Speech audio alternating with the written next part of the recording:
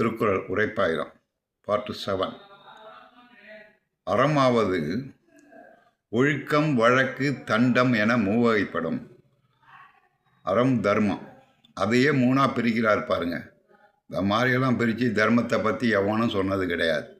பரிமேலழகரை தவிர அவனும் சொல்ல மாட்டாங்க. அறமாவது ஒழுக்கம், வழக்கு, தண்டம் என மூவகைப்படும். ஒழுக்கம் என்றால் என்ன, அடுத்து வழக்கு என்றால் என்ன, அடுத்து தண்டம் என்றால் என்ன, இதை பற்றி விளக்குவார். தண்டம்னா தண்டனை, வழக்கு என்ன அதை பற்றி விவரிப்பார்கள். மிகப்பெரிய விஷயம், உங்களுக்கு சுருக்கி சொல்கிறேன்.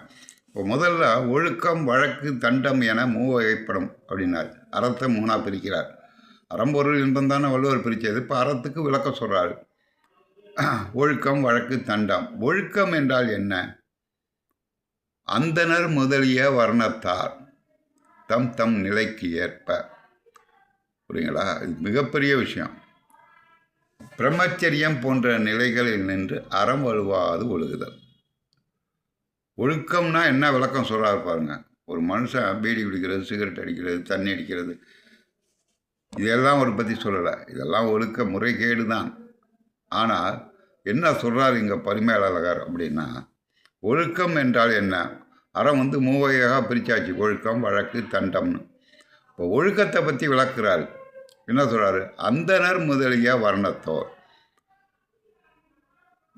தமக்கு ஒதுக்கப்பட்ட பிரம்மச்சரியம் போன்ற நிலைகளில் நின்று அறம் வழுவாது ஒழுகுதல். இதில் கொண்டாடுறாரு பாருங்க. அந்தணர் முதலிய வர்ணம், வர்ணாச்சல தம்மத்தில் கிரகஸ்தன், வானப்பிரஸ்தன், சந்நியாசம் அப்படின்னு பிரிப்பாங்க. இப்போ அந்த வர்ணத்தையே நாளாக பிரிக்கிறாங்க. எப்படி? சூத்திரன், வைசிகன், சத்திரியன், அரசன். சத்திரியனாலும் அரசன் தான், பிராமணன். இப்போ மாதிரி பிரிக்கும் போது 4 பெரும்பிரிவாக பிரித்தார்கள் ஞானிகள். சூத்திரன் விவசாயம் பண்ணுவான், புரியுங்களா? அடுத்தது வைசிகன், அதை விற்பனை செய்பவன், புரியுங்களா?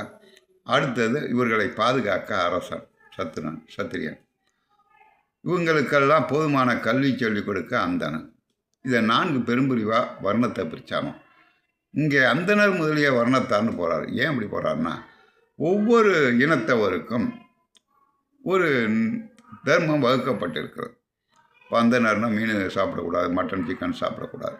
சூத்திரன் சாப்பிட்லாம், சத்திரியன் சாப்பிட்லாம். இவர்களுக்கு கல்வி சொல்லிக் கொடுக்க ஒரு ஆள் தேவைப்பட்டது. அதனால தான் இங்கே அந்தணரை முதன்மைப்படுத்துகிறார். அந்தணர் முதலிய வர்ணம்.